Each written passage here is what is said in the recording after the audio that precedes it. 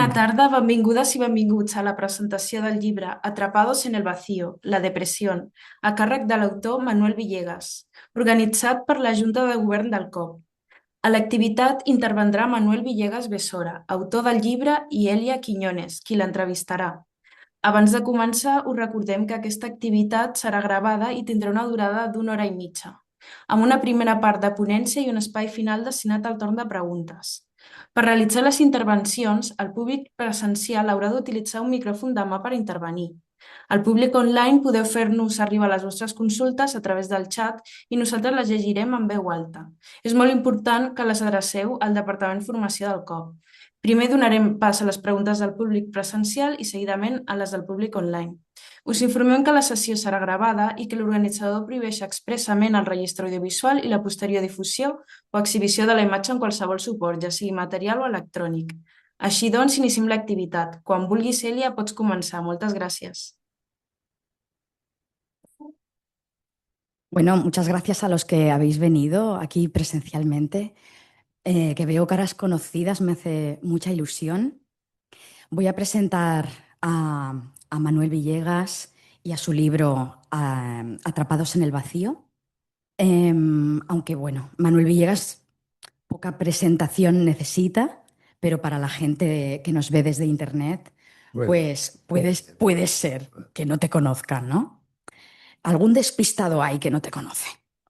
Entonces, bueno, Manuel Villegas, una vida dedicada a la psicología desde múltiples facetas, desde el punto de vista académico, profesor de la Universidad de Barcelona, desde 1974 hasta el 2013. Fue fundador de ASEPCO, la Asociación Española de Terapias Cognitivas. Te has dedicado plenamente también a la psicoterapia. Manuel pues, ha estado 40 años visitando pacientes aproximadamente, ¿no? Y de esas... la cuenta. Has perdido la cuenta. Y de esa experiencia justamente nacen los casos que se ilustran en los libros de Atrapados, que no es el único Atrapados en el vacío. Están llenos de casos, son todo casos reales. Por supuesto, se les ha cambiado el nombre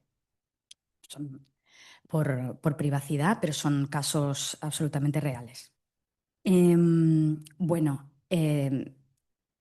decir también que tú que has llevado la revista de psicoterapia, donde estaban los artículos llamados Psicopatologías de la Libertad, que hasta que estos libros han existido, eran pues nuestro objeto de estudio.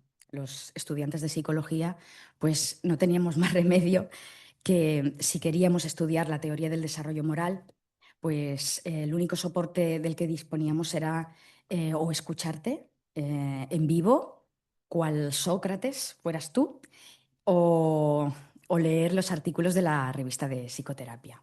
Entonces, a mí me sorprendió mucho cómo se llamaban estos artículos, ¿no? Para presentar cada psicopatología, pues se presentaba como como una psicopatología de la libertad. Eran psicopatologías de la libertad, dos puntos, la bulimia. Ostras. Psicopatologías de la libertad, dos puntos, la obsesión. Y a mí ya me llamaba mucho la atención esto, ¿no? Y de esos artículos nacen, de esas psicopatologías de la libertad, nacen estos atrapamientos, ¿no? Que ya indican cuál es la tesis de los libros, la tesis de la teoría del desarrollo moral, cómo se ven, cómo se entienden las psicopatologías desde la teoría del desarrollo moral, como constricciones, en algún punto, como constricciones de la libertad moral, ¿no? Entonces, este libro trata particularmente de la depresión y se puede leer por separado, pero es un mosaico, o sea, es una tesela, un fragmento de un gran mosaico en el que está el error de Prometeo, Prometeo en el diván, toda la serie de atrapados, atrapados en el espejo, donde hablas del narcisismo, atrapados en el amor, donde se habla de la dependencia afectiva, em, psicología de los 7 pecados capitales, ¿no? Cuando tienes ese mosaico, ves la imagen, ¿no? Y la imagen es la teoría del desarrollo moral, que se está desplegando en todos estos textos, ¿no? Em, y bueno, vamos atrapados en el vacío. Que A no hay ver, nadie, ¿eh? Que conste que no hay nadie, ni nada. Estamos en el vacío. Adelante. en el vacío. Estamos en el vacío, ¿no? ¿Por qué? ¿Por qué hablamos de la depresión? Pues porque de la depresión, que es uno de los temas más importantes que aborda la psicología, que abordamos los psicoterapeutas, es uno de los temas más importantes que tratamos nosotros, ¿no? No está todo dicho. Y parece que se sabe muchísimo sobre la depresión, porque se ha hablado tanto y tiene tanta historia, que parece que se sabe mucho, parece que todos los psicofármacos que orbitan en torno a la depresión pues, se han desarrollado a partir de conocer perfectamente el fenómeno de la depresión, ¿no?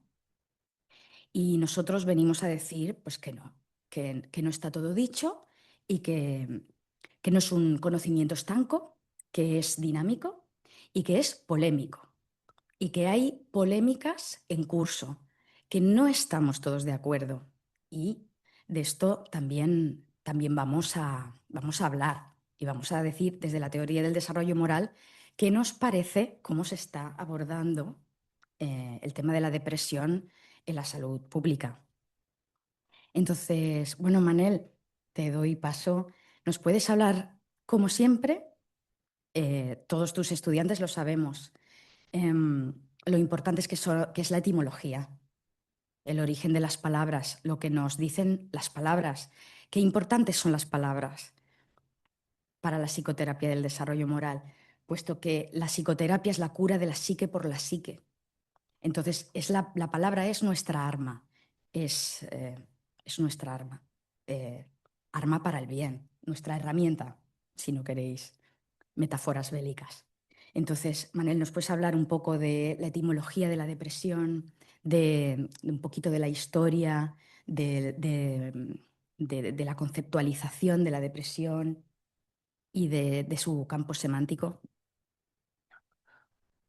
Bueno, gracias, Edria, por tu presentación, por prestarte a mantener ese diálogo, que lo hacemos en castellano en vistas a que se transmite en streaming en otros lugares de España y de América Latina. No sé cuántos ni cuáles, pero se transmite por ahí, ¿no? Bien, entonces la depresión. Tú te refieres con esa pregunta, seguramente, a la etimología de la palabra. Ujú. Claro, si nos fijamos depresión, la palabra depresión va de la presión. El verbo latino es premere, apretar, ¿no? Hacer fuerza, y el participio es presus, de presus, que de presión. La derivación es muy fácil, ¿no? Pero fijaros que precisamente la palabra presión la tenemos en muchos componentes. Por ejemplo, represión. Volver a una cosa que quiere salir, la volvemos a apretar para que no salga. Impresión, que lo imprimimos, que lo fijamos en un sitio. Supresión, que lo quitamos de cuajo, le quitamos la raíz. Expresión, que lo sacamos afuera. esa fuerza. Siempre hay una fuerza que aprieta, que la contraapretamos, la rechazamos, la canalizamos, la exteriorizamos, pero lo importante es el concepto de presión, porque la presión es la fuerza, ¿no? Por ejemplo, pues si nuestro cuerpo funciona es porque hay una presión. Y si hoy hace viento y el otro día llovía y nevaba y al otro hay un huracán, es porque las presiones atmosféricas están constantemente, ¿no? O sea, la dinámica de la vida implica la presión. Por lo tanto, la depresión, que es la falta de presión, es cercana a la muerte. Por eso el suicidio y la depresión están tan asociadas. Bien, pues la depresión es un fenómeno claramente humano, específicamente humano.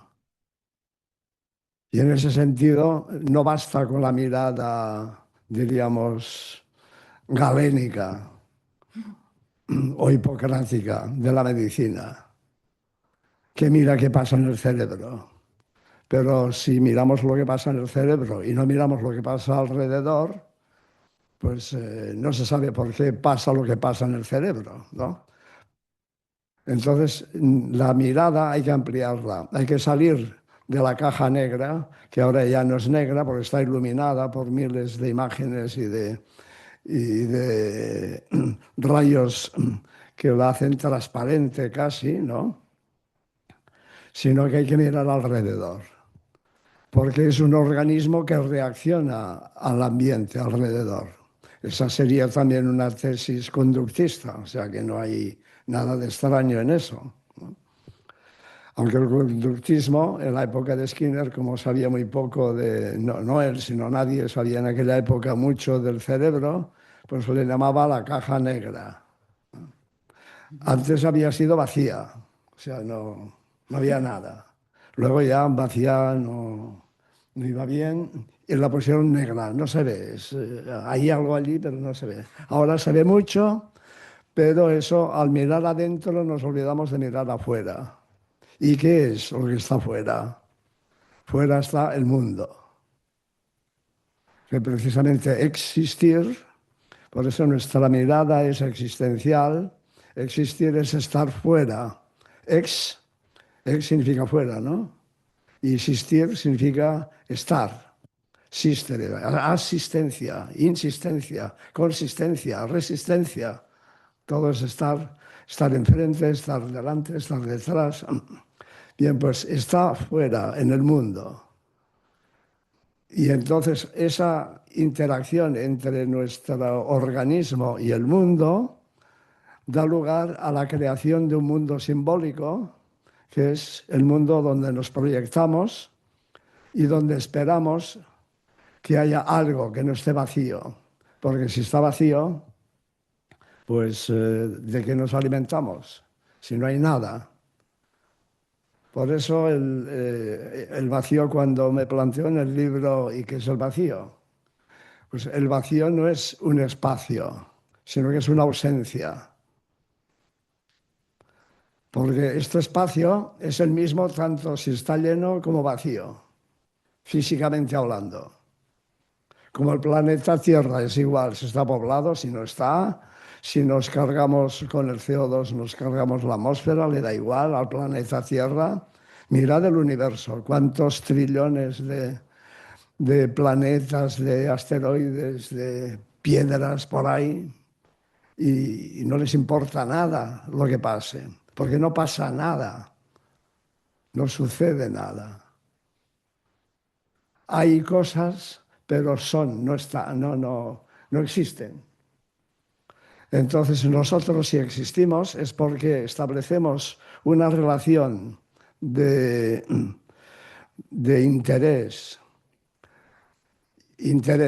inter-S, o sea, una relación entre seres. Y esa relación la connotamos de deseo de conocer, de deseo de de degustar, de sacarle el jugo a ese mundo que nos envuelve, ¿no? Entonces, cuando no hay nadie, no significa que está vacío porque no hay nadie, sino que el vacío es una percepción que tenemos de una ausencia. Debería haber alguien y no hay nadie. Por ejemplo, cuando Narciso iba por ahí cazando y se perdió, empezó a gritar, ¿hay alguien por ahí? ¿Hay alguien por ahí? Y oyó una voz que decía, por ahí, por ahí. Pues si estás por ahí, ven, sal. Y la voz decía, ven, sal. ¿Y eso qué era? Eso era el eco. Pero resulta que Eco era una ninfa de verdad. Era una ninfa que estaba condenada solamente a repetir las palabras que oía, las últimas, ¿eh? Si la frase era muy larga, ya era como aquellas máquinas electrónicas que aparecieron antes de los ordenadores, ¿no? Que había una pantallita pequeña donde cabían eh, 6 palabras, ¿no? Y veías si las habías escrito bien o mal y podías corregir, pero solamente un trocito, no la totalidad del significado.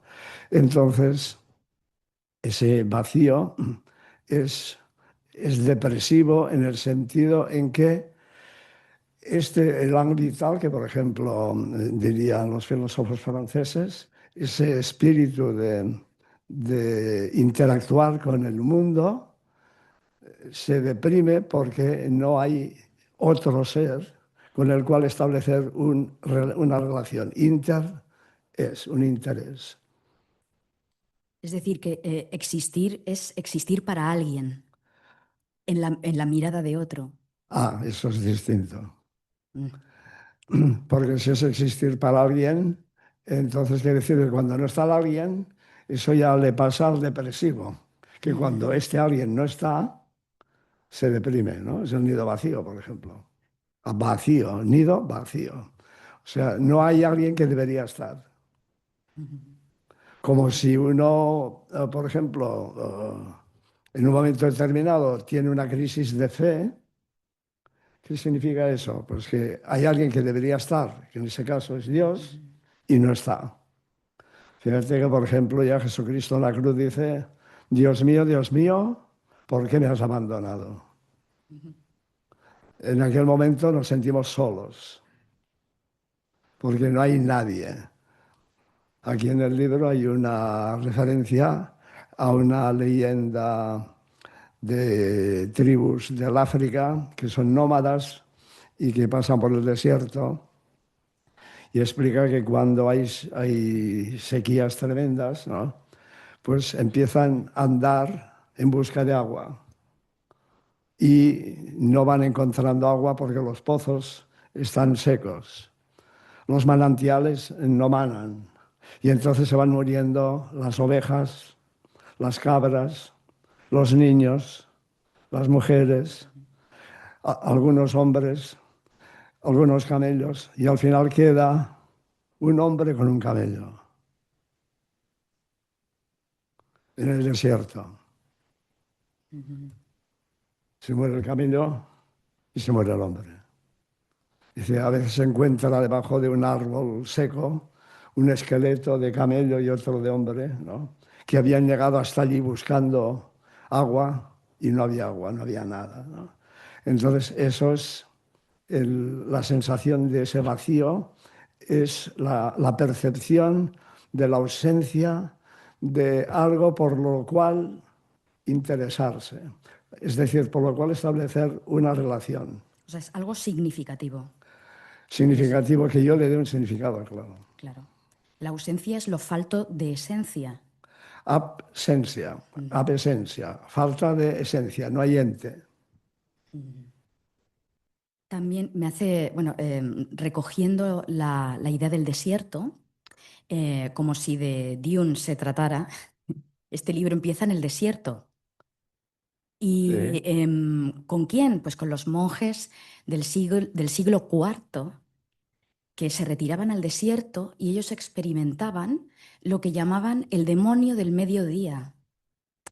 Y era la primera vez que se describía ese estado depresivo, que no lo llamaban así, pero en términos de representaciones mentales y no de humores, ¿verdad? Por eso lo introduces. Exacto, sí. Aunque es una explicación psicomística. Es que me gusta. Bueno, la idea esta del demonio meridiano viene de que los monjes que vivían en el desierto solos, que por eso se llamaban monjes, porque monje viene de monacus, monos, monotema, mono significa uno, vivían solos allí, teóricamente con Dios, ¿no? Porque alguien había, y de vez en cuando un cuervo que le traía un trozo de pan, como San Antonio Abad. Pues eso, llegaba un momento al mediodía que con el calor, ¿no?, salían a respirar el aire y encontraban un aire absolutamente asfixiante y no había nada ni había nadie, ¿no? Entonces, la tentación era de decir, ¿yo qué hago aquí? No hay nadie. O sea, ¿qué sentido tenga que yo esté aquí si no hago nada, ni hay nadie, ni tengo nada que hacer? Entonces, a eso le llamaba San Antonio Abad, bueno, y el monje Bragio es el que lo recoge, el demonio al mediodía, porque era la tentación de abandonar la vida monástica. Pero esa tentación finalmente le hicieron caso, porque es que acababan delirando. Como no había nadie, tenían que imaginar seres con los cuales hablaban. O sea, estaban totalmente psicóticos. Y entonces de ahí pasaron de estar solos a vivir en comunidades. Y a eso se llamó el cenobio, de koinos bios, vida en común, que fueron los monasterios. Los monasterios que surgieron de esas ermitas. En Montserrat todavía hay algunas ermitas donde había monjes solos, al menos por un tiempo. Bueno, pues el vivir en común, porque el vivir en común ya llena, y hay seres que pululan por ahí, ¿no? Y que interactúan y que ya mutuamente se dan sentido. Y luego, además, si tienen un sentido trascendente, sea por la religión o lo que sea, ¿no? Pues eso ya establece, religa totalmente la vida comunitaria, en un sentido religioso, de ligarlo todo. Claro, aquí entramos en la soledad, ¿no? Que también forma parte del el campo semántico de la depresión, ¿no? Hemos hablado de ausencia, hablamos de soledad y la esencia del estado depresivo, que es la tristeza, ¿no? Tristeza, ¿cuál es el origen etimológico de tristeza? Claro, cuando uno está solo como el nómada con el camello y no hay nada que le pueda dar vida ni que le motive a nada, entonces se deprime. O sea, todo el esfuerzo que ha hecho para ir andando a ver en busca de agua, al frustrarse, eso le conecta con la impotencia. Y esa impotencia que es nuclear en la depresión, la sensación de impotencia, no se puede hacer nada, no hay nada que hacer. Esa sensación tan tremenda, eh, en ese caso, lleva a la muerte. Pero en el caso de que la persona sobreviva, porque a pesar de estar deprimida, todavía mantiene un contexto de relaciones, al menos aunque sean los servicios sociales. Es decir, hay alguien que, ¿no?, a veces se encuentra la gente que se murió sola y no se enteró nadie, ¿no?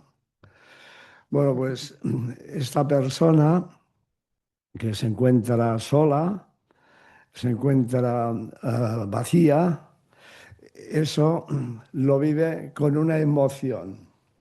La sensación de vacío, de depresión, no es emocional, es motivacional.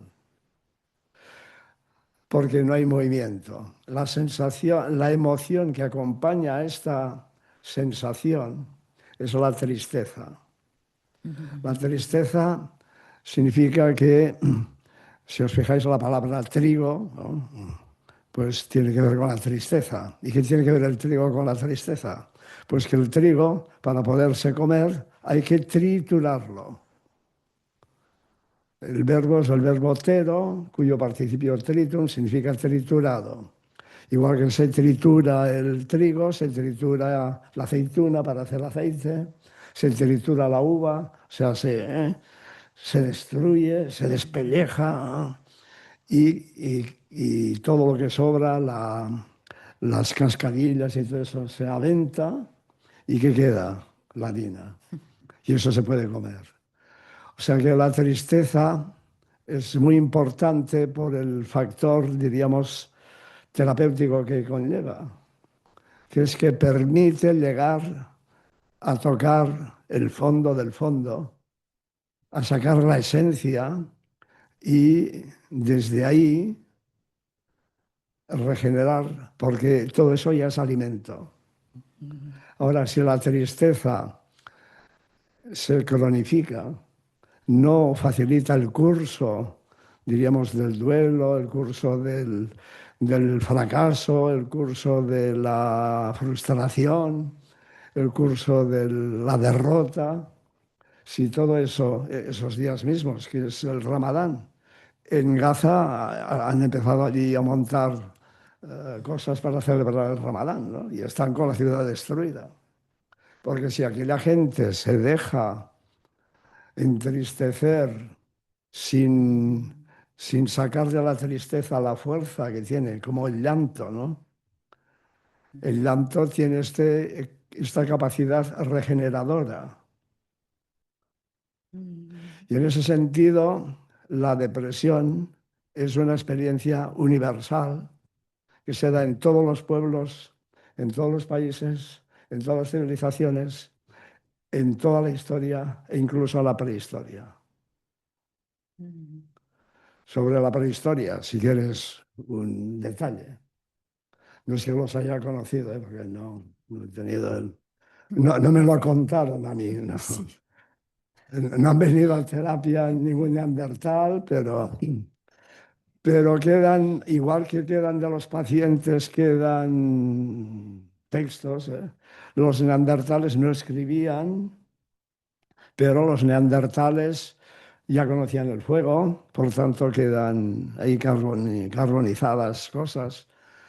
Y lo que hoy día parece cada vez ser más claro es que los neandertales desaparecieron porque se deprimieron. ¿Y por qué se deprimieron? Pues porque ellos vivían, a diferencia de los sapiens, que era que se movían mucho y interactuaban en grupos entre sí, ellos vivían muy aislados, unos grupos de otros. Por ejemplo, en el Valle del Ródano se encuentran refugios de neandertales que están pues a 6 semanas andando uno de otro. O sea, era muy difícil que se conectaran. Entonces, cuando entraron los sapiens, que eran expansivos, iban ocupando,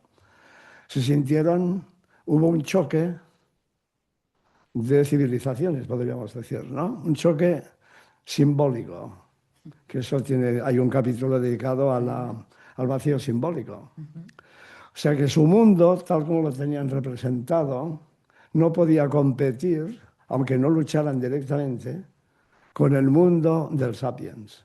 Y entonces hicieron algo que todavía hoy día en el planeta existe, que se recluyeron sobre sí mismos y se fueron escondiendo.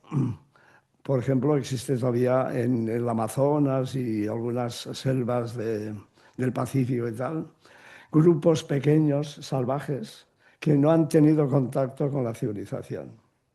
En 1911, en Estados Unidos, un día se presentó, no sé ahora qué ciudad, un indio con las flechas y eso se llama El el arco y arco. las flechas, eso. Iba a decir el yugo y las No, flechas, no, no. eso es otra cosa. El arco y las flechas, desnudo como iba, se presentó. Dijeron, ese tío, ¿qué hace, no? Vinieron todos los antropólogos de América a ver qué hacían con él. Hasta le hicieron una foto con traje y corbata. Y Ujú, aparece allí en la foto. Era el último que quedaba de una tribu, que había ujú. estado desaparecida, nadie sabía dónde estaba, y cuando se sintió que estaba el último, salió a ver qué encontraba. Y le encontraron a él, ¿no? Ujú. Pues eso, ese mundo que se va, diríamos, deteriorando, como las personas individualmente les pasa, ¿no? Cuando se deprimen, cuando su mundo se pequeñece, se deteriora, se pierde. Claro. Ya me voy a avanzar al Sí, sí, capítulo, sí, sí, ya te has avanzado. al Pues capítulo del vacío relacional. exactamente. Bueno, a ver, ya has introducido que algo característico de la depresión es la experiencia de la pérdida. O sea, la depresión, La eh, pérdida o la ausencia de algo que, por ejemplo, la carencia. ujú, Puede ser que algo lo has perdido porque lo tenías, pero puede ser que algo no lo tengas porque o sea, careces. es una pérdida proyectual, Sí, exacto. una pérdida potencial. Vale. Bueno, tú dices que, o sea, porque claro, a ver cómo lo explicamos. Justamente la depresión, desde el punto de vista de la teoría del desarrollo moral, no es una enfermedad, sino que es, digamos, un patrón de sufrimiento humano, universal y transversal a todas las culturas, dices, y a todas las épocas históricas. Entonces, em, si tenemos esta comprensión más amplia de la semántica de la depresión, yo creo que esto nos puede ayudar mucho a entenderla, ¿no? Más allá de un batiburrillo de síntomas, ¿no? ¿Cuál crees que es esa unidad de experiencias? Siempre hablamos de la frase de Terencio, ¿no? Que nada de lo humano me es ajeno. Parece que hay gente mira, este se ha deprimido, tendrá un tema genético, ¿no? Esto será genética, esto será como, bueno, este está enfermo, a mí no me va a pasar. No, señor. O sea, todos podemos caer en depresión, ¿no? Puesto que es mm, una de las formas una de las formas de estar, una de las formas de procesar el dolor, ¿no? ¿Cuál, cuál crees que es esta unidad? ¿Qué es lo que hay en común en los dolientes? Hay que incluir en todos. Sí, hablando de la experiencia depresiva, ¿no? Mm, Que también hablas de la impotencia rabiosa, la impotencia triste. sí, claro. A ver, hemos empezado diciendo que el ser humano, al ser un ser vivo, y los animales también, ¿no? Tiene una presión, es decir, tiene un motor interno que lo lleva a relacionarse con el mundo externo. Bien, y que si ese motor no tiene, diríamos, combustible, pues se apaga y se deprime. Y luego cuesta ponerlo en marcha, ¿no? Porque una vez se ha quedado, antes los coches cuando agotaban la gasolina, se hacía allí en el embudo una especie de, de embrollo de residuos de la gasolina que impedía el paso de la gasolina. Sabía que sopla el chicle, no sé si tú has tenido un 600, no. Son los 600, el motor por atrás, había un aparatito así, que con un destornillador lo sacabas, soplabas, para que las impurezas que se habían quedado allí, porque por allí pasaba gota a gota la gasolina, Ostras. eso se limpiara, lo volvías a poner y el coche funcionaba si le habías puesto gasolina, claro. Si no, no. Entonces, diríamos que al encallarse necesita, por tanto, limpiarse de aquello que ha quedado allí posado, ¿no? Entonces, lo elemental o lo fundamental es la experiencia de esa incapacidad de hacer frente a algo porque lo que daba fuerza, lo que alimentaba, lo que nutría, eso o no está o carece. Por eso hablamos de depresión originaria, la carencia, cuando no se tiene desde el origen suficiente gasolina, vamos a poner eso, sin contaminar y con permiso de Trump, de si podemos extraer petróleo, pues si la persona tiene suficiente fuerza, que la fuerza que es la motivación, el interés, la gratificación que da la relación con el mundo, etcétera, ¿no? Puede ser carencia o puede ser pérdida. Carencia es si desde el principio no está y pérdida es si lo tenía y ahora no lo tengo. Por eso los duelos, o sea, las pérdidas, siempre suponen un proceso de duelo, un proceso de conectar con ese vacío. Y aquí están los distintos tipos de vacío. Exacto. Entonces, tú hablas de cuatro tipos de vacío, ¿no? Te digo cómo lo entiendo yo y me corriges, Manel. Porque claro, aquí hay un tema fundamental que es la muerte.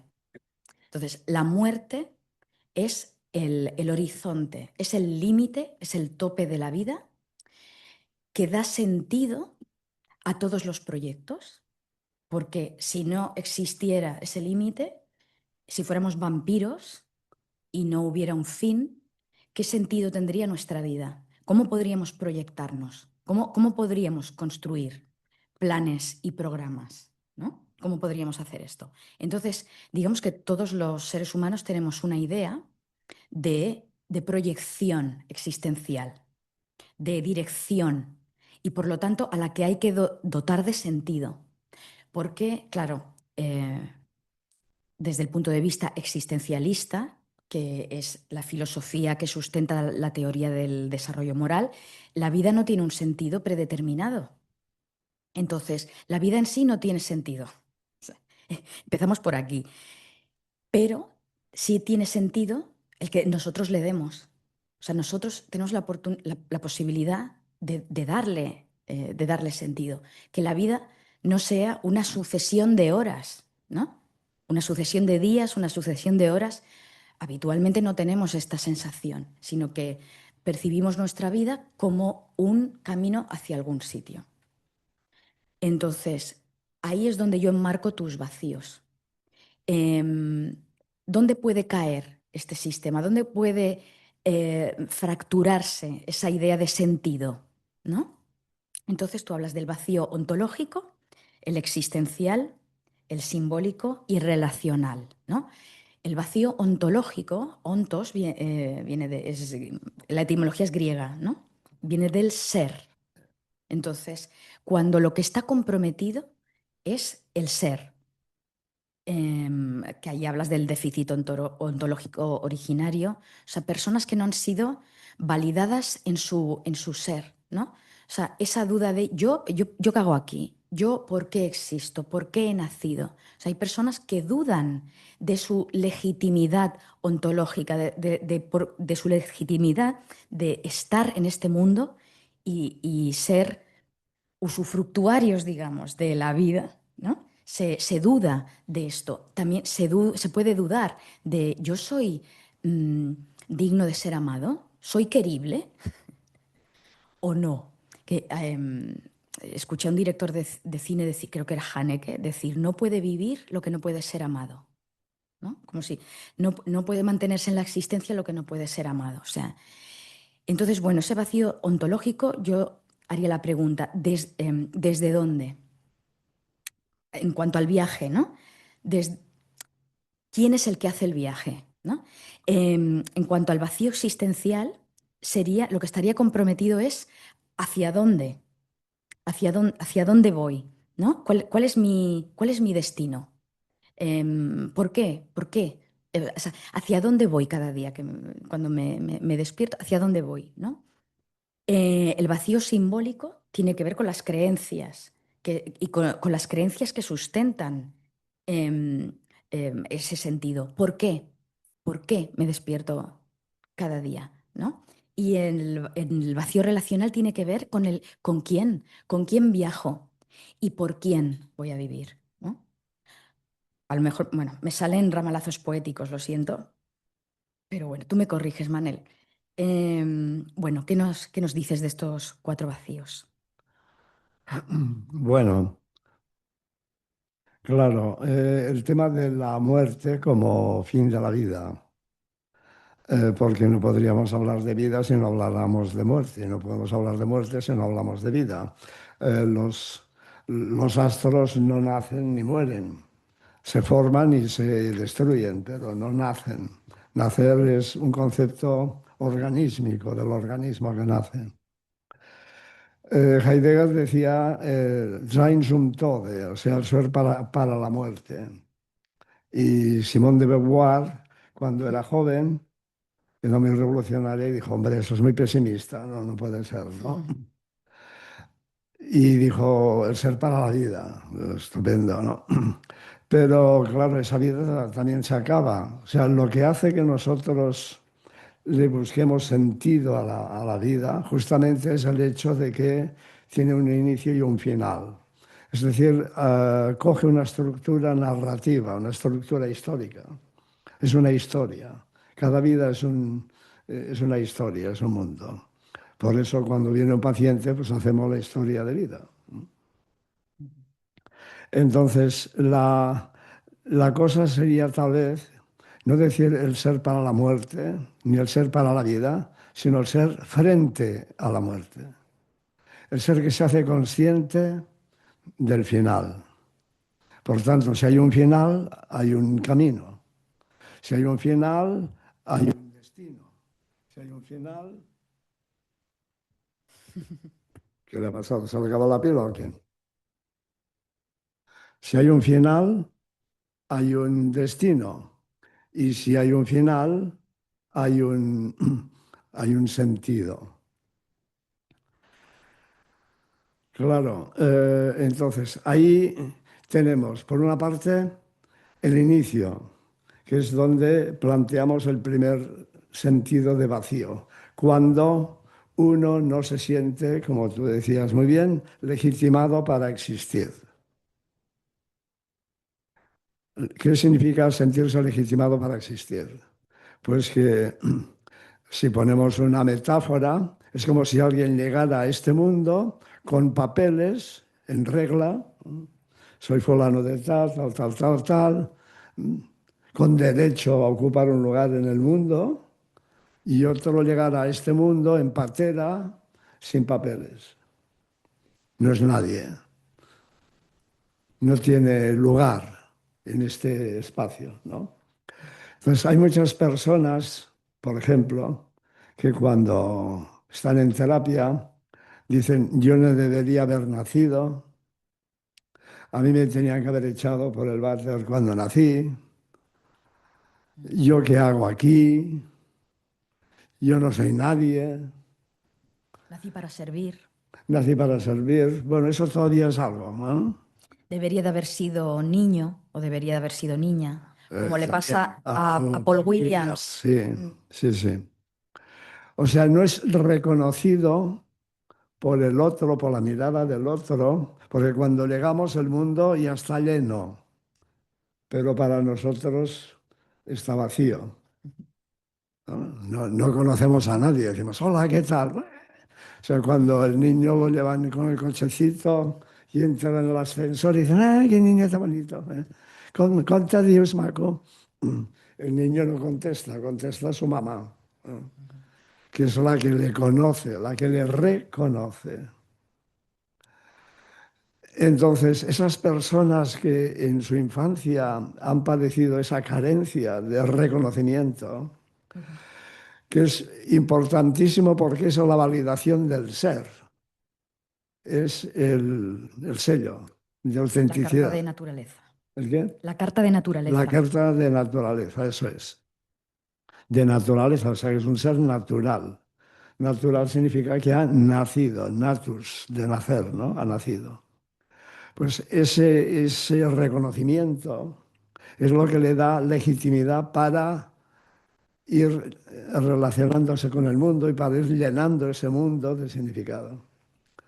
Por tanto, cuando hay una falta tan esencial, se produce una especie de depresión de fondo que aunque muchas veces se intenta, diríamos, compensar con una meritocracia, por ejemplo, siendo como hace Paul Williams, ¿no? El caso de Paul Williams es muy claro porque primero dice cuando nació no tenía que haber nacido porque nació en lugar de una hermana suya que se había muerto a los pocos meses por desidia de los padres a causa de una disentería.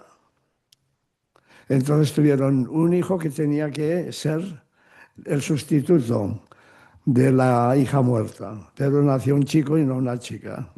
Es como si se te muere el canario y pones otro con el mismo nombre porque el otro figura que no se ha muerto. Es una especie de negación, que diría Freud, ¿no? O sea, ya negamos que se murió porque hemos puesto otro que es igual, se llama igual y canta igual. Pero si no canta igual, entonces no es el mismo.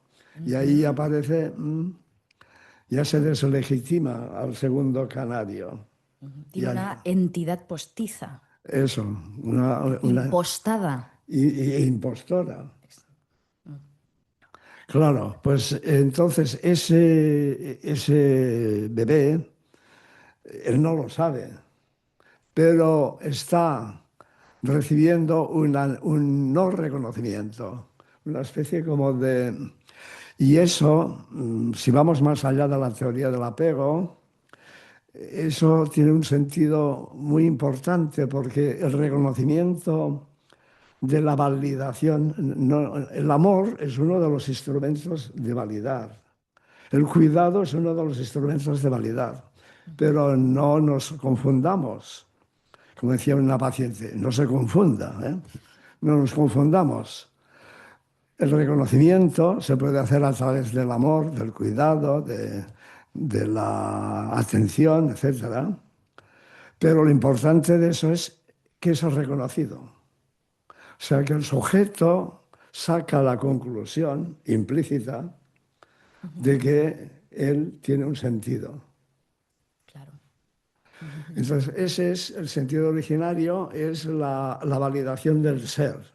Y de aquí viene la autoestima ontológica. La estima ontológica es ese reconocimiento de mi valor como ser. Sin necesidad de hacer nada. Sin necesidad de hacer nada. Claro, porque un bebé deseado ya es amado antes de que se pronuncie. Claro. No necesita hacer nada. Sí. Es bien recibido en la existencia, digamos, ¿no? Es un bienvenido. Sí. Cuidado con el problema de que eso no está asegurado. Porque puede ser que ese bebé frustre las proyecciones narcisistas de los padres. Y entonces... Como mi hija Hildegard. Como mi hija Hildegard. Ese es un caso estupendo. Gracias por recordarlo. Aurora y Hildegard. Aurora quiere tener una hija que sea, bueno, que sea el no va más de todo. Conocía no sé cuántos idiomas, ya con 18 años. Metida en política. Era política, era de las juventudes del PSOE, estuvo en el Congreso, en fin. Y tenía que ser la portadora del feminismo en el país. Estamos hablando de principios del siglo XX. Pero va y se enamora a los 18 años y eso rompe los esquemas porque ella tenía que ser, primero ya fue concebida y preconcebida fuera de una relación matrimonial. Nada menos que escogió a un capellán castrense para padre de su hija, que a la tercera vez ya consiguió su objetivo y ya le despidió. Dijo, así no tendrá padre, no conocerá hombre en su vida, sino que se formará una mujer absoluta y se Sin la la, mácula del varón, o sea, sin la mancha del sin varón. la mancha del varón, sí, sí, casi Mm, virginalmente, mm. casi, no del todo, pero casi. Entonces, como era, eso solamente le pasó a María de Nazaret, ¿no? Que era virgen, pero las demás no. Entonces, ella tuvo esta hija y se proyectó de tal manera, bueno, que la llevaba a un colegio alemán, en fin, sabía alemán, sabía inglés, sabía griego, sabía latín, sabía español, naturalmente, en fin. Total, que cuando se enamora, dijo, uy, está, ya se ha ido del guión, y va y la mata. Es decir, que aunque, fíjate, que aunque fuera, parece que fue muy reconocida, no fue reconocida, fue moldeada, que es distinto. Porque si realmente lo hubiera reconocido, habría reconocido que era un ser libre y que por tanto merecía un respeto y que si su vida iba por otro lado, iba por otro lado. Claro, fue deseada como objeto, Como no objeto, reconocida como sujeto. eso es. Y por tanto, como objeto se podía proyectar sobre ella pues cualquier cosa. Vamos al lío. Dices que vamos al libro. Al lío. Ah, perdón. Vamos al lío. Bueno, vamos a la parte más crítica del Ah, libro, que a veces los psicólogos estamos muy apoltronados en nuestros despachos. No queremos problemas, bastante tenemos con pagar IRPF, ¿verdad? Y no estamos para debates. Pues vamos a sacar un poco de debate, ¿no? Acerca del capítulo 7, psicogénesis de la depresión, ¿no? Em, el paradigma que se utiliza actualmente en psiquiatría, en salud pública. Entonces, tú, Manel, haces aquí, montas toda una artillería argumental y crítica. ¿Qué es lo que criticas? Pues todo. O sea, criticas las definiciones que se manejan, ¿no? Bueno, sobre todo el modelo médico, ¿no? El modelo médico de abordar la depresión, el modelo del DSM también, ¿no? Bueno, definiciones hay muchas, pero son vagas, dices que son vagas, que son ómnibus, es decir, que es un batiburrillo de síntomas, como un cajón desastre, como un paraguas en el que todo cabe, ¿no? O sea, vamos aquí a meter definiciones. Que son tautológicas, dices también, ¿no? Que hay definiciones como depresión es estar deprimido. exacto, sí, sí, no falla. Ostras. Es solo Eh, con el DSM-5, o sea, que es lo ultimito, lo último. la primera condición para tener una depresión es estar deprimido. Entonces, Entonces, claro. cuando yo estudiaba filosofía, eso era una tautología. No, Entonces, claro, a la mínima que buscas un poco de rigor conceptual, pues esto ya no se puede tolerar. Haces también una crítica a la etiología, ¿no? Que está de moda lo biopsicosocial, pero al final acaba siendo bio. Y no bio como bio de biografía, que ojalá, ¿no? Sino bio de biológico, porque claro, se afirma, por ejemplo, pero sin ningún tipo de aportación, de demostración, ¿no? Que un 50% se le debe a la genética, ¿no? Un 30% a los neurotransmisores, que aquí la serotonina como toda pastilla, toda pastilla. mejor dicho, ¿no? Serotonina, toda pastilla.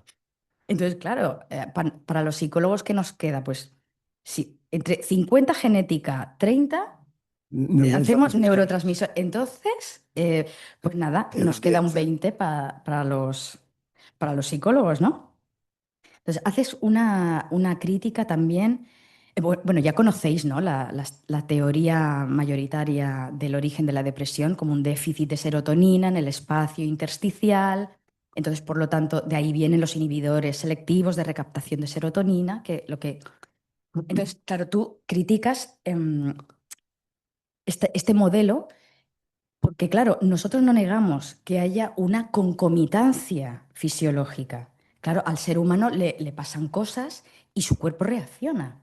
Y solo faltaría que los neurotransmisores no se movieran, ¿no? ¿Sabes? Estos estudios que siempre se han hecho, ¿no? Las técnicas con técnicas de neuroimagen, ¿no? La tomografía por emisión de positrones, que mientras se pone al paciente, le muestras imágenes de quién está enamorado.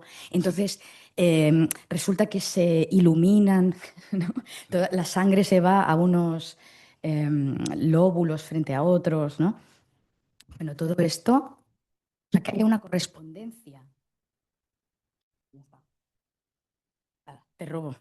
Fisiológica no significa que sea la causa, o sea, que, que haya un déficit de serotonina en el espacio intersticial mientras a uno se le ha muerto el padre, por ejemplo, no significa que la causa de esa depresión sea el déficit de serotonina, ¿no? Bueno, haces una crítica también que me parece muy interesante y que esto sí que para mí es muy polémico, que es a la multidisciplinariedad, al abordaje multidisciplinar de los llamados trastornos mentales, ¿no? ¿Por qué? Pues porque es un abordaje acrítico donde no hay una unicidad de criterios. O sea, parece que a más tipos de profesionales abordemos un tema, obvio que mejor. ¿Y por qué mejor? ¿Mejor en qué sentido?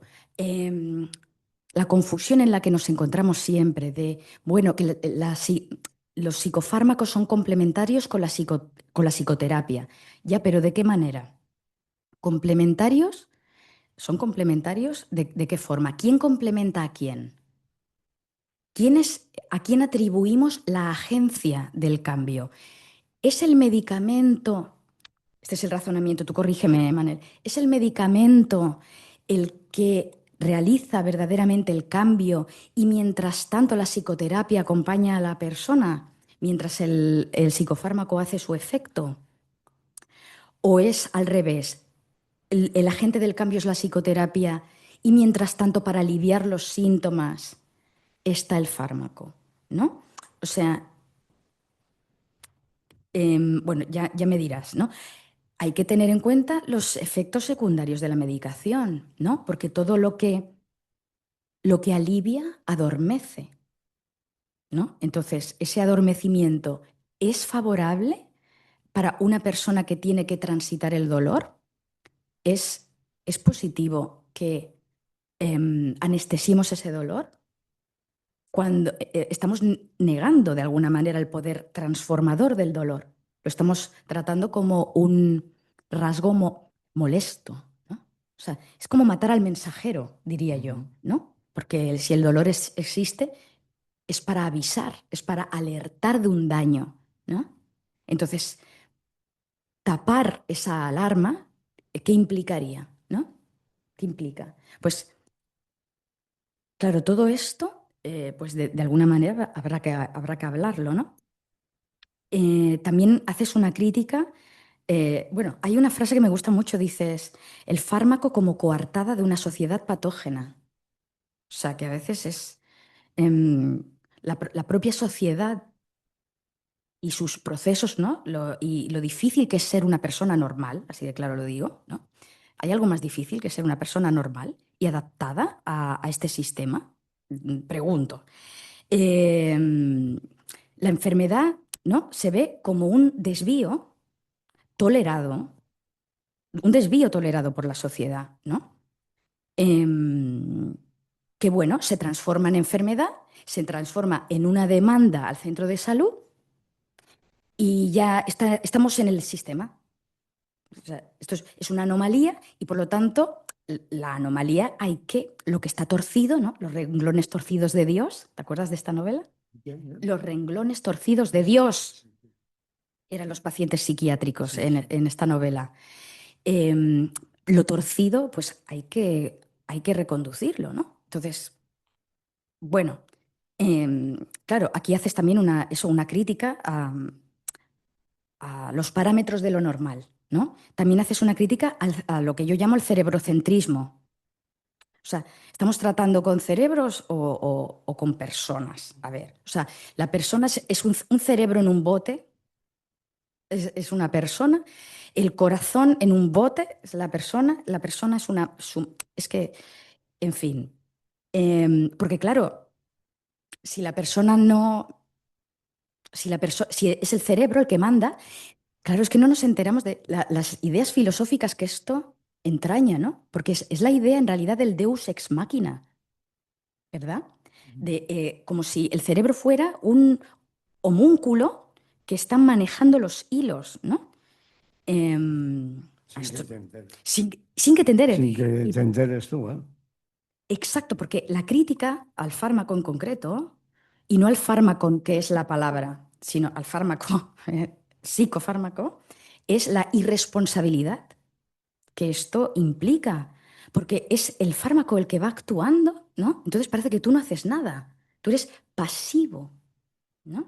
El paciente, pacientemente, y también haces un pequeño apunte crítico hacia la actitud compasiva y benevolente, por supuesto, benevolente de ciertos profesionales de la salud, eh, queriendo hacer un bien, diciendo que la depresión es una enfermedad como cualquier otra, ¿no? Como cuando dicen que la prostitución es una profesión como cualquier otra, ¿no? O sea, bueno, eso habrá que hablarlo, ¿no? Eso habrá que hablarlo. Claro, es otra vez infantilizar al paciente y quitarle responsabilidad. Habla, Manel. Bueno, como se trata de ir terminando, pues vamos a coger, diríamos, ese planteamiento que haces tú. Primero la parte crítica, diríamos, ¿no? O sea, la cosa está en que, y dicho por el mismo, uno de los configuradores del DSM-3, Francis, explica que cuando ellos hicieron el DSM-3, se plantearon precisamente el tema de la depresión, a ver cómo lo manejaban. Y pensaron que podían crear una categoría única, pero con la distinción entre depresión endógena, exógena, psicógena o depresión orgánica O inducida por sustancias. o inducida por sustancias, etcétera. Claro. Entonces, el problema está en que luego apareció el Prozac. Y entonces, con el Prozac, ya está el famoso libro de Más Platón y menos Prozac, ¿no? Con el Prozac ya estaba todo. O sea, tanto da si estás deprimido porque te has quedado sin trabajo, como si estás deprimido porque has tomado una sustancia tóxica, como si estás deprimido porque te ha dejado la mujer. O sea, es igual. Tomas el Prozac y ya está, ¿no? Claro, aquí hay una doble cuestión. Una, la cuestión de identificar todos los procesos depresivos, fenomenológicamente depresivos, como depresiones. Cuando unos son auténticas bajadas de la energía corporal, diríamos, ¿no? Por tanto, son en sí mismos, después de una operación, después de un, o sea, con pérdidas, está la depresión postparto, por ejemplo, ¿no? O sea, hay depresiones que se llaman depresiones, pero deberían llamarse de otra manera, por ejemplo, distimias o algo así. Pero eso ya es una cuestión de acordar en la comunidad científica cómo les queremos llamar. La idea fundamental es distinguir lo que es una depresión de tipo existencial, que tiene un contexto vital, biográfico, donde se presenta como una respuesta a una pérdida, a una ausencia, un fracaso, una desilusión, una frustración. O sea, tiene una respuesta de esa interacción con el mundo y depresiones que obedecen a causas orgánicas y que no tienen ninguna relación necesaria con ningún acontecimiento vital. Bien, entonces, porque claro, uno puede decir, a ver, si a uno le atropella un camión, eso es un accidente físico, ¿no? Pero claro, si le atropella el camión, primero le hace mucha pupa, si no se muere, que ya es algo. Segundo, la pupa que le hace, pues igual, imagínate que le tienen que cortar una pierna. Si le cortan una pierna, ¿ha perdido algo o no? Pierde una pierna, ¿no? Y perdiendo una pierna puede perder muchas cosas que van ligadas a la pierna. Por lo tanto, hay ahí un acontecimiento, por una parte es físico, pero por otra parte tiene también un componente, o sea, que habrá seguramente una depresión ligada no solamente al trauma físico, sino a la pérdida significativa de perder una pierna.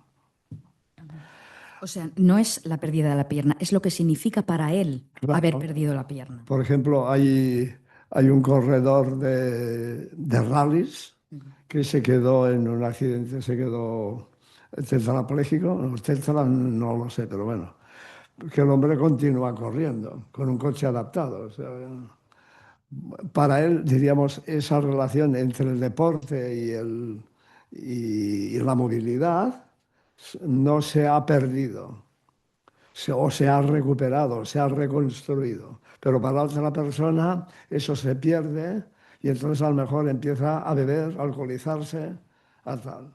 Claro, una cosa tiene que ver con la otra. La manera como esa persona ha enfocado esa pérdida.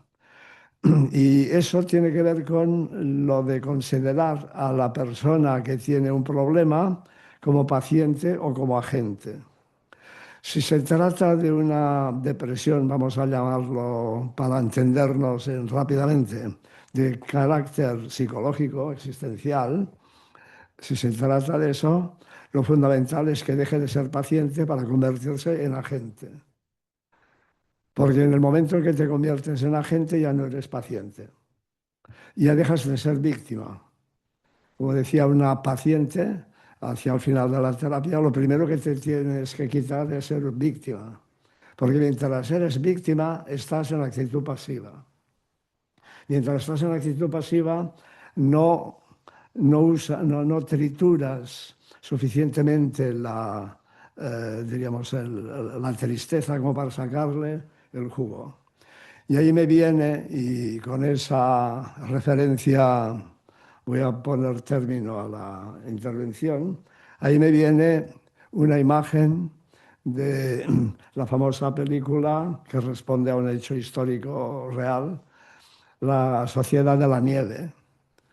Es decir, aquellos jugadores de rugby que tuvieron un accidente en los Andes y que quedaron allí sobreviviendo unos 18. Murieron entre todos unos 40 o 30 y pico. Era un avión pequeño, pero iban unos 50 y tantos. Entonces ellos estuvieron esperando, a ver, si tenéis un accidente en la montaña con avión, ¿qué haréis? Pues esperar a que os vengan a buscar, ¿no? Pues eso es lo que hicieron ellos, pero no iban a buscarlos. ¿Por qué no iban a buscarlos? Porque sí que los buscaban, pero en un lugar equivocado. Porque el piloto se había equivocado de ruta. Por un malentendido con la torre de control, se había equivocado de ruta y por eso tuvieron el accidente. Bien, y los que los buscaban, pues los buscaban según la ruta. Y en la ruta no aparecía nadie por allí. Al principio un día pasó un avión por allí, hizo un movimiento así, dijeron, no, nos han visto tal. No, pasó un día, 2 días, una semana, 2 semanas. Llegó, además había quedado la radio no la radio para emitir, sino una radio normal para escuchar en el avión, que oían cada día lo que estaban haciendo para buscarles. Pero llegó un día en que dijeron, se suspende la búsqueda porque ya el invierno va avanzando, no se puede, es impracticable, no se puede llegar y ya en primavera se retomará el rescate de los restos. O sea que para el mundo ellos eran restos. no eran seres vivos. Había restos, pero también seres vivos. Eso fue fundamental para que se salvaran. Porque dijeron, si no salimos nosotros, si no nos volvemos activos, nadie nos va a... En el momento en que tú llegas a la conclusión que nadie, nada, te salva si tú no te salvas, si tú no echas la mano para que te la cojan, si tú no, en ese momento cambió la posición de ellos y se empezaron a organizar como sociedad. Por eso la película se llama La Sociedad de la Nieve. Entonces, ese es el movimiento del depresivo que se cura. Es el momento en que toma conciencia de que sea cual sea el pasado, sea cual sea el presente, sea cual sea su mundo relacional o su mundo, como esa del eco que sale aquí la paciente, ¿no? Que su mundo que constaba de miles de esferas de relaciones, todas una por una, se van pinchando y se va quedando sola. Y de ahí derivan 3 intentos de suicidio. Bien, pues porque claro, si está vacío no hay nadie y yo qué hago aquí, ¿no? Bueno, pues esta es la historia. La historia está en entender que no es una enfermedad en el sentido orgánico. Se puede decir que es una enfermedad etimológicamente en cuanto que enfermo significa infirmo, que no está firme, que no está impotente, pero que precisamente eso es como el milagro de Lázaro, ¿no? Y el del paralítico, que le dice, levántate y anda. Pues claro, si uno se levanta y anda, ha dejado de ser paralítico. Ese era el milagro que hizo Jesús con el paralítico. Bueno, pues es el tomar la iniciativa de levantarse y de andar, eso es lo que lleva a la conversión de la depresión en interacción de nuevo con el mundo. O sea, la persona vuelve a tener la capacidad de gestionar su vida.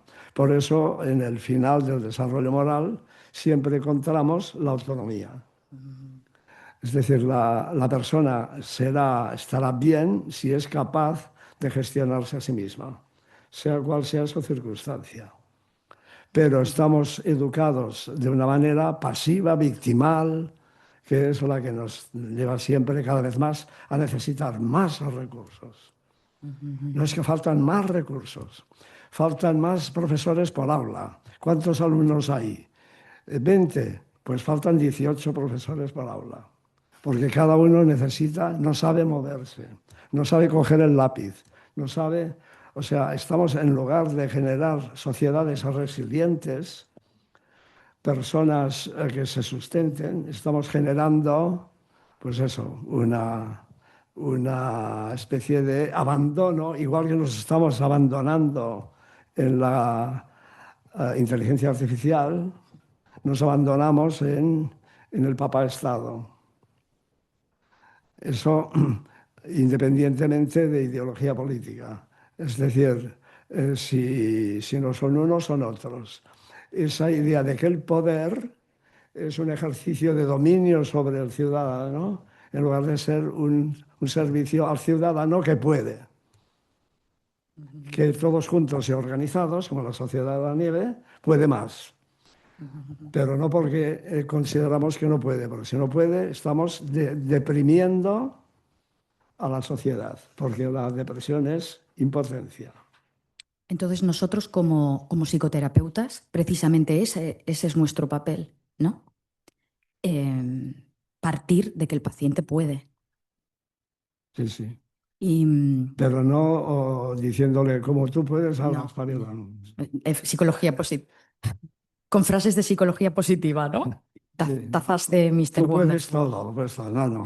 Es que descubra primero la necesidad de eso, que descubra que está solo en la montaña y que tiene que espabilarse. y de ahí sacar fuerzas de flaqueza. Claro. Y por supuesto ayudarle a comprender la semántica. Claro, porque si comprende cómo ha llegado hasta ahí, el otro día me lo decía un paciente, ¿no? Que había entendido eh, por qué estaba depresivo, cuando llevaba años con una diagnosticada depresión resistente. Pues muchas gracias, Manel. Un placer estar contigo. Ahora, ¿Estás aquí? ahora daremos paso a las preguntas y los que han venido aquí tenéis el privilegio de ser los primeros, porque luego participará la gente desde Internet. Gracias por todo lo que se ha hablado. No, yo quería preguntar dos cosas muy rápidas. La primera es cómo se enfocaría a las personas que se instalan. ¿Cómo qué? ¿Cómo se enfocaría en psicoterapia a las personas que se instalan en el malestar? Ah, ya. Y luego comentar muy rápido un caso, ¿no? de una niña de 14 años, hablando del modelo biomédico, que la lleva a una psicóloga, los padres, hay distocia familiar, mucho conflicto entre padres que no se entienden, mucha dependencia de la niña hacia la madre y entonces la madre decide llevarla al psiquiatra de urgencias del hospital porque esta niña, está en la cama, tiene mucha sintomatología depresiva y aunque la psicóloga ha dicho que mejor todavía no medicar a la niña, la madre, de manera unilateral, sin contar incluso con el padre, porque ahí está mala relación, la lleva al psiquiatra que la orienta como un trastorno ansioso-depresivo y le pone en una visita en urgencias antidepresivos, 14 años. ¿Le pone qué? Antidepresivos. Antidepresivos. Sí, ya está. Ah. Gracias. A lo primero, las personas, diríamos que se mecen en la depresión. Como decía una, es muy cómodo, te abandonas. Y entonces en ese caso estuvimos hablando de la dulzura de la muerte, ¿no? Cuando uno se deja morir, dice, cuando uno está allí helado, es un momento dulce, porque ya deja de luchar. Claro, esas personas están en posición victimal y si están en posición victimal hay que averiguar por qué están en posición victimal. Es decir, si están esperando algo que no llega, vamos a ver cuál es su vacío, qué es lo que les falta, qué es lo que han perdido, qué es lo que buscaban y no han encontrado. Es decir, porque siempre hay una, o bien podemos llegar a descubrir que esa persona viene de una posición originaria, de una depresión originaria. Y entonces ahí hay que trabajar la estima ontológica. Es decir, a ti no te han reconocido, pero tú ahora ya no eres un bebé. Tú ahora puedes falsificar papeles si hace falta. ¿Eh? Te montas una personalidad y dices, nací en, qué sé yo, en Helsinki. Y si no, vayan a preguntar allí, ¿no? Bueno, por tanto, o sea, hay que encontrar la manera de que la persona asuma que si quiere estar mal, lo puede decidir, pero que entienda que es una decisión estar mal. Una decisión estar mal no porque uno cuando esté mal lo haya decidido, sino porque uno está mal y decide estar mal. Decide no afrontar, qué es lo que tendría que afrontar que no. Y en cuanto a la niña esta del hospital y de la receta de antidepresivos, bueno, ¿alguien le ha preguntado a la niña qué le pasaba? Pues empecemos por ahí. Y sigamos por el concepto psiquiatra de urgencias. Sí, claro. No, Es un psiquiatra de se urgencias. entiende que la gente cuando se encuentra en una situación así, como decía una, dice, si no, ¿a dónde vamos? ¿A la lista del INEM? Pues nos vamos a urgencias. Pero si los antidepresivos tardan 1 mes y medio en hacer efecto. ¿Qué urgencia es esta? Ya, bueno, la urgencia de que no pueden aguantar más la situación. Es la urgencia de los padres. Que los padres quieren soluciones ya. Es lógico. ¿Tú qué dirías de los vacíos relacionales? Que antes no lo hemos hablado, de Ya. hecho. Si te refieres a los espacios relacionales, quiere decir que justamente una de las cosas que está vacío es de ese mundo, porque la relación siempre es una relación entre sujetos. Y de ahí nace un interés o un desinterés, un amor o un desamor, un aprecio o un desprecio, como categorías de tal, ¿no? Entonces, la persona que está, diríamos, insatisfecha de sus relaciones, hay que ver por qué está insatisfecha. Si es que eh, exige demasiado de ellas, porque claro, muchas veces hay personas que tienen grandes carencias y que esperan que los otros se las rellenen. Entonces, como eso es muy demandante, puede ser que estas relaciones más bien vayan alejándose. O sea, hay que explorar cuál es el mundo relacional que tenga esa persona. Claro, hay que conocer a la familia, hay que conocer a la persona, hay que conocer al mundo donde se mueva.